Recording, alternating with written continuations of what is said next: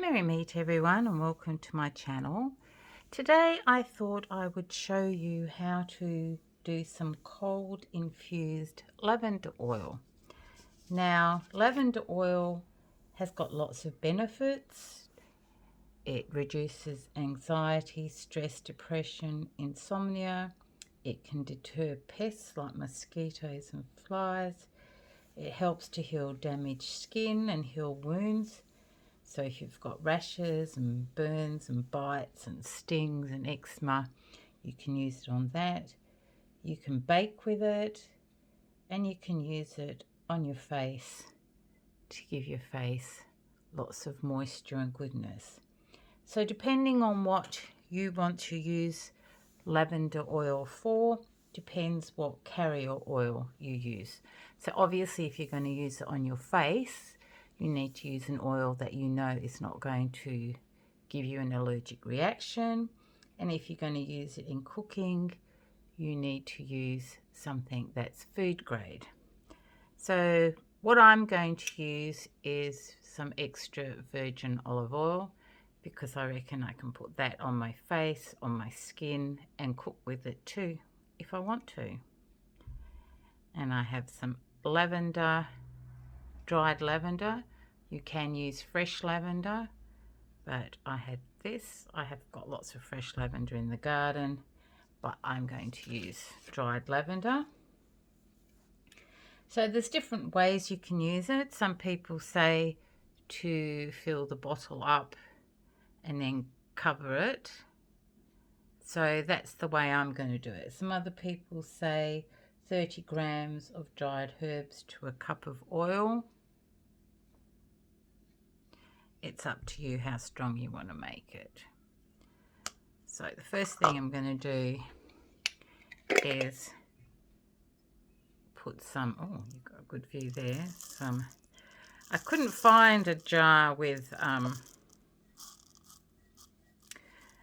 opened lid. I have heaps everywhere, but I gave my crafting and cooking stuff to my daughter for her to make a few things, and it hasn't been returned yet. So I'm going to use about that much lavender, because this is dried lavender. And then I'm going to fill it up with some olive oil. And it's got one of those pory things on, so it's going to take forever. So what you do with this, once you do this, this is the cold infused method. Of course you can do a heat one as well, but I prefer to do it cold. So what you do is, when you get your oil in here, is that you give it a good shake, seal it tightly,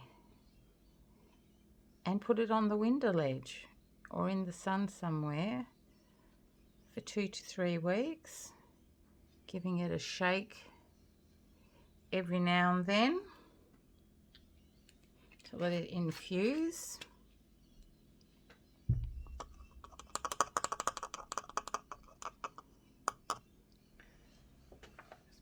Over there and seal it tightly.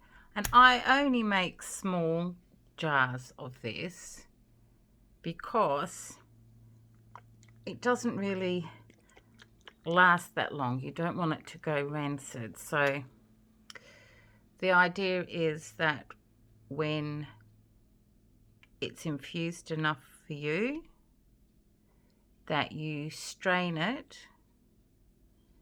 either through, a tea strainer or through a cheesecloth, and then you put it into dark bottles to keep it. And I put mine in the fridge because it's summer here in Australia and I don't want it to go rancid. So that's it, guys. That's all you do. You just put it in there and wait for that to infuse.